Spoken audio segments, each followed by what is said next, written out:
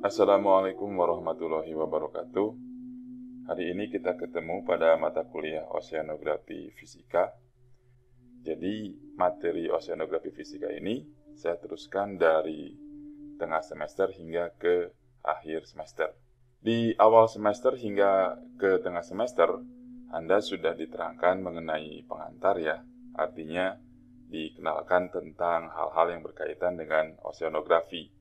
Pada dasarnya, materi tentang oceanografi fisika itu dibagi dua, ya. Di awal semester hingga tengah semester itu mengenai pengantar. Nah, sekarang kalian belajar mengenai dinamika massa air. Dan kita memiliki 6 materi mengenai dinamika massa air. Yang pertama, yaitu mengenai review. Ya, artinya kita masih mengereview yang kemarin lah ya. Jadi saya ajukan dulu pertemuan pertama ini mengenai review. Tujuannya biar kita punya satu frekuensi lah ya. Jadi Anda mulai sedikit tahu, oh kalau saya itu cara mengajarnya begini. Lalu di pertemuan berikutnya, kalian akan belajar mengenai gaya-gaya penggerak, lalu ada mengenai gelombang laut, kemudian ada pasut laut, ada pesisir dan pantai, kemudian ada aplikasi. Jadi kalau aplikasi ini adalah bagaimana oceanografi fisika ya, diaplikasikan untuk kehidupan kita. Sebelum kita mereview materi-materi dari awal semester hingga ke tengah semester, saya akan memberikan dulu prolog mengenai dinamika massa air, ya. Jadi di sini saya akan terangkan gambaran-gambaran apa itu dinamika massa air dan mengapa kita harus mempelajarinya, ya. Ya, kalian kan program studi kelautan. Kelautan itu kan asal kata dari ke ditambah laut, akhirannya an, ya. Jadi kata intinya adalah laut, ya. Nah, setahu saya yang namanya laut itu ya bentuknya kayak gini. Dan setahu saya yang disebut dengan laut ada air lautnya. Kita sebut suatu daerah disebut laut ya kalau kita menemukan air laut, itu kan. Pesisir, daerah di mana bertemunya air laut dengan daratan, itu disebut sebagai pesisir jika daratan itu masih memiliki sifat-sifat air laut. Ya, nanti di pertemuan berikutnya tuh akan ada tentang pesisir. Artinya begini, daratan yang memiliki sifat-sifat air laut, walaupun air lautnya tidak nampak, itu bisa dikategorikan sebagai pesisir. Sifat-sifat air laut yang tidak nampak itu seperti apa, Pak? Misalnya daratan itu asalnya tidak ada air laut, tiba-tiba ada banjir rob, tergenang. Nah, dia bisa masih bagian daripada pesisir, bagian daripada laut. Jadi sekali lagi, yang disebut sebagai laut adalah ketika suatu wilayah itu memiliki sifat-sifat air laut, ya. Sifat-sifat itu berarti juga pergerakannya, ya kan? Arus, gelombang. Kemarin Anda belajar temperatur salinitas, berarti dia memiliki juga saltinya, ya. Kadar garam, salinitas air laut, ya. Nah, itu adalah mengenai kelautan. Ya, kalau ada definisi lain tentang laut atau mungkin laut itu bukan begini lagi gambarnya, ya saya nggak tahu. Tapi ya, saya selalu beranggapan bahwa yang namanya laut itu adalah air laut. Makanya ya di Bandung lah contohnya. Kan wilayah kita nggak ada yang namanya sifat-sifat air laut, nggak ada intrusi air garam. Ya makanya daerah kita bukan wilayah lautan, ya kan? Ya, selanjutnya kita lihat lagi. Nah, laut ini kemudian dia berinteraksi dengan terutama dengan matahari ya, sehingga dia menghasilkan panas.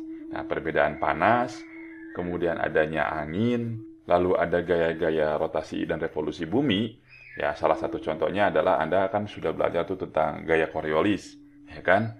Nah, berbagai macam gaya ini atau berbagai macam penyebab ini mengakibatkan adanya dinamika air laut, ya. Kalau ini salah satunya contoh gelombang ya. Sebenarnya dinamika air laut itu ya, kalau saya boleh sarikan itu ada 3. Gelombang, arus, sama pasang surut. Dan ketiga hal tadi, gelombang, arus, dan pasang surut, ya, itu disebabkan oleh, yang paling utama ya, disebabkan oleh pemanasan yang berbeda di bumi tentunya. Makanya kalau oceanografi itu bagian dari earth science, ilmu bumi. Kenapa ilmu bumi? Karena laut itu tidak bisa dipandang satu bagian kecil saja, tapi harus menyeluruh seluruh bumi ini, ya. Dan seluruh bumi ini, laut itu saling berinteraksi. Artinya apa yang terjadi di kutub utara akan mempengaruhi apa yang dengan di ekuator, ya kan? Pemanasan yang ada di ekuator akan mempengaruhi arus yang ada di kutub atau mempengaruhi arus di belahan bumi yang lain. Begitupun juga pemanasan yang ada di suatu wilayah akan menyebabkan terjadinya meteorologi atau iklim di suatu wilayah yang mempengaruhi bagian lain di bumi. Belum lagi nanti ada interaksi antara bumi dengan planet yang lain, dengan bulan lah contohnya, ketika dia menyebabkan pasut. Makanya sekali lagi, oceanografi itu dikategorikan ke dalam ilmu bumi atau earth science, ya.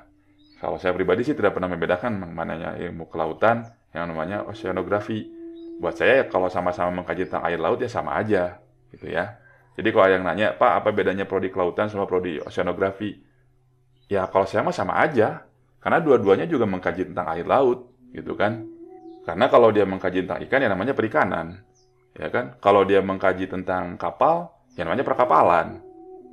Sebagaimana yang saya bilang di awal, saya melihat laut ya sebagai air laut, gitu kan. Bukan sebagai ikannya atau bukan sebagai misal kapalnya. Oke ya, bisa dipahami. Nah, kemudian dinamika dari air laut ini atau pergerakan dari air laut ini ya perlu kita pelajari. Kenapa perlu kita pelajari? Karena ada beberapa hal yang sangat dipengaruhi oleh dinamika air laut. Nah, sebagai contoh, mengapa kita perlu mempelajari dinamika air laut? Misalnya adalah untuk pembangunan platform ya. Pembangunan, jadi platform itu adalah suatu wilayah, suatu tempat di atas permukaan laut. Ya.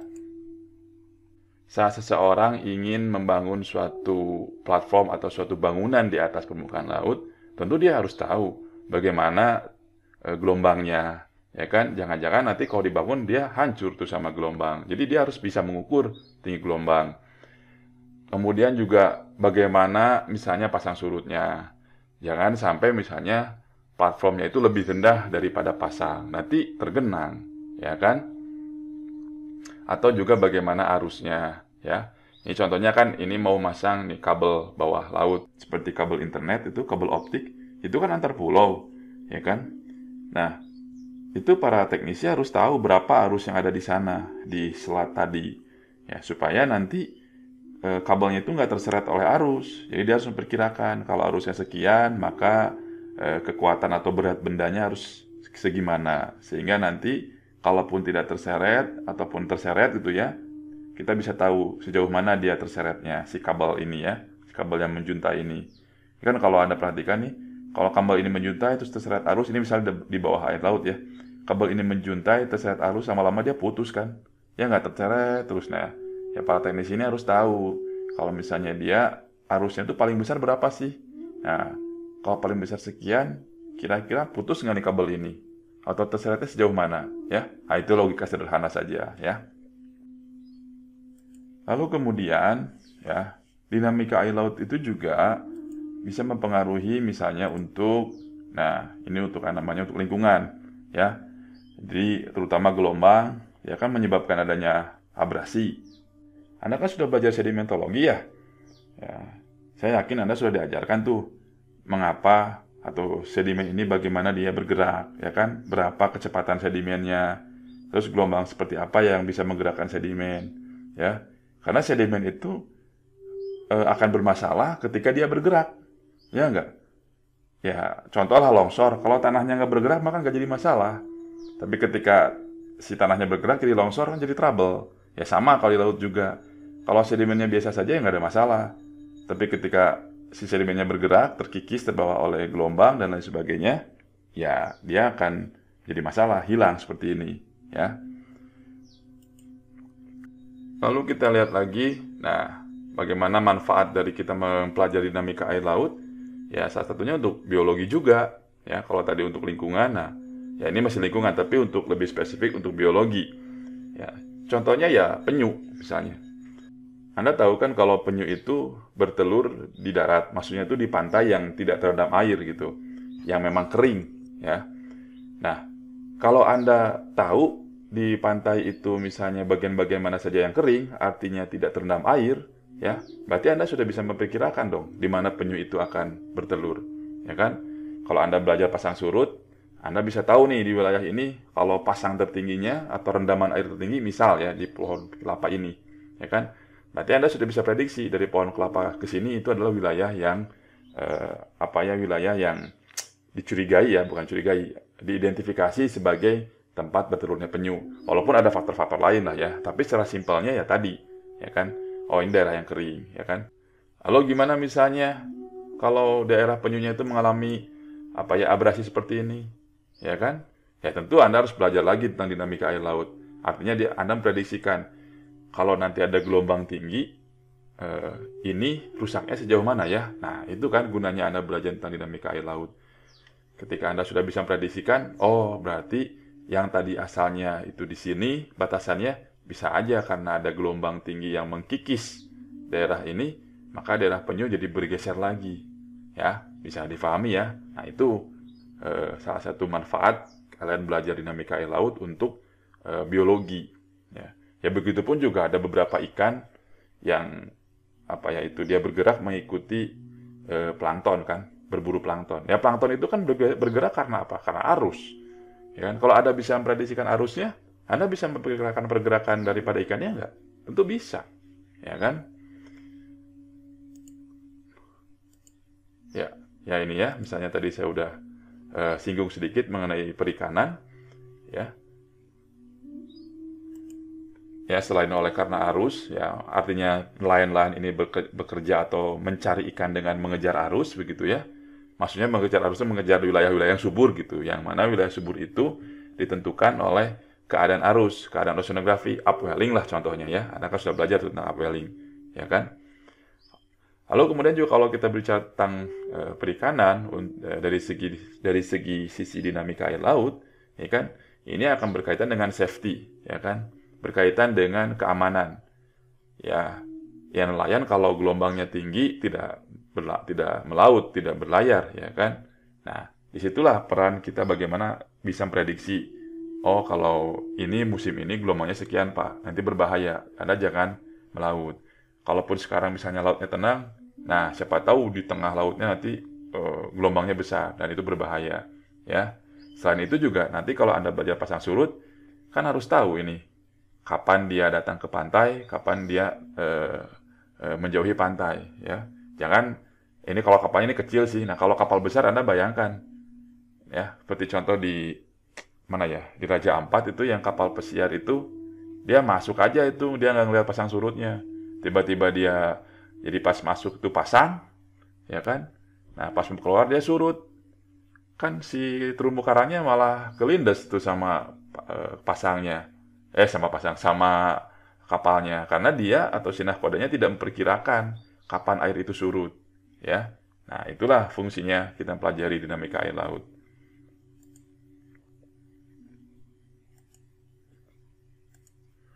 Kemudian juga gerak atau dinamika air laut itu bisa dimanfaatkan untuk energi, ya. Ya, Anda tahulah kalau gelombang itu energi, ada pasang surut. Kalau ada gerak pasti ada energi. Kalau itu dimanfaatkan untuk sumber daya kan pasti bisa, ya kan? Lalu juga dinamika air laut itu bisa digunakan untuk atau diaplikasikan untuk kegiatan pariwisata, ya.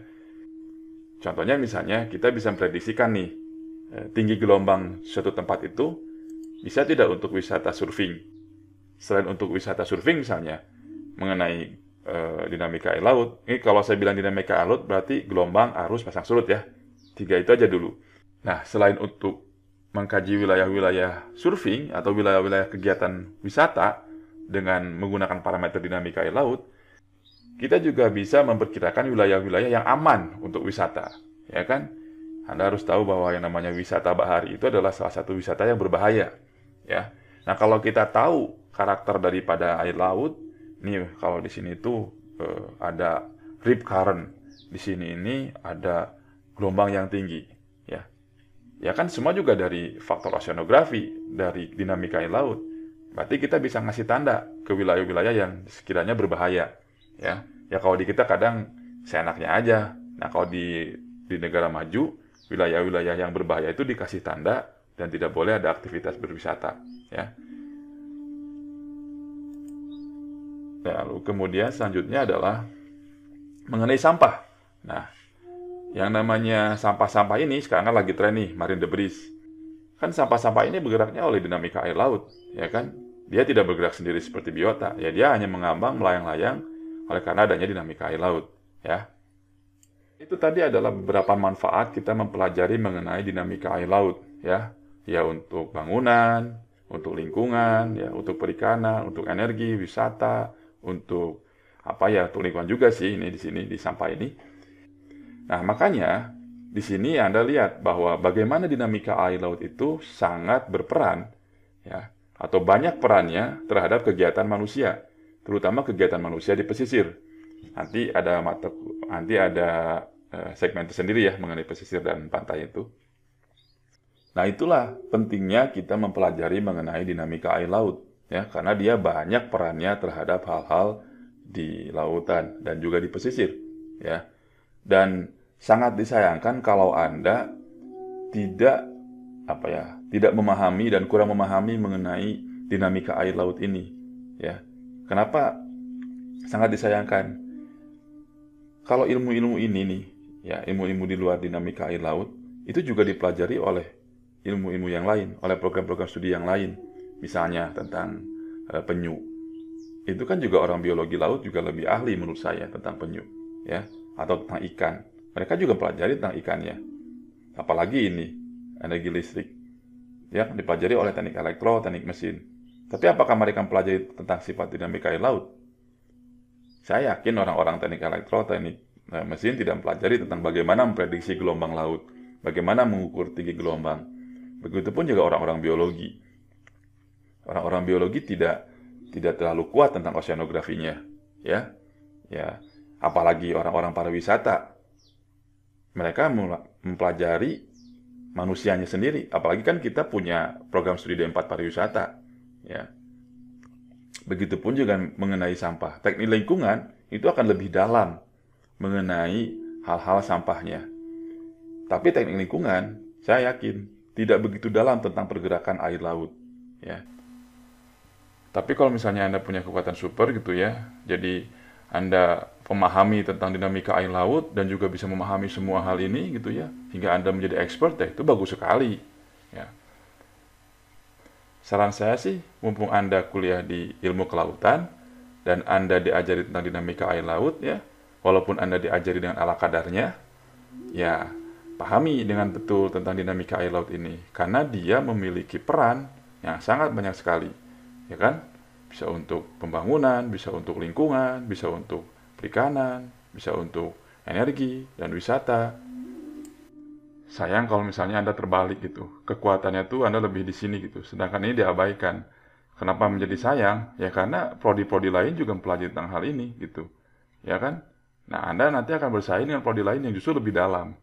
Ya, tapi kalau Anda menguasai ini, plus juga bisa menguasai salah satu dari ini, itu menjadi nilai lebih, ya kan? Menjadi nilai lebih dari bidang ilmu kelautan dibandingkan dengan prodi-prodi lain yang memang pelajari hal-hal di luar dinamika air laut, ya. Bisa difahami maksud saya kan? Ya, tidak berarti salah juga sih Anda lebih menguasai hal-hal di luar dinamika air laut gitu. Karena ya memang ilmu itu tidak bisa dibatasin, ya kan? Jadi misalnya Anda, Pak, yang penting mah laut aja. Saya mau mengkaji tentang ibu-ibu PKK di desa pesisir, ya karena pesisir bagian dari laut, itu gimana Pak? Atau misalnya karena ikan itu adalah bagian dari laut, lalu Anda ingin menilai tentang masyarakat yang gemar makan ikan, ya? Atau misalnya juga Anda mau mengkaji tentang produk laut, ya? Ya menurut saya sih ya sah-sah juga sih, nggak ada masalah juga gitu. Ya selama tidak ada undang-undang atau tidak ada peraturan di prodi kita yang melarangnya, artinya diperbolehkan, ya silakan Anda ambil juga hal demikian, ya. Ya bahkan kalau misalnya Anda mau mengkaji tentang Nyi Roro Kidul misalnya ya silakan gitu. Selama pendekatannya juga ilmiah, ada studi pustaka yang relevan, bisa dibuktikan secara logika, ya menurut saya sih sah-sah saja Anda mengkaji itu di kelautan. Sekali lagi selama tidak ada peraturan di prodi kita yang melarangnya. Tapi sebagai seseorang yang akan bekerja dengan laut, tentu kita harus tahu sifat-sifat dari air laut.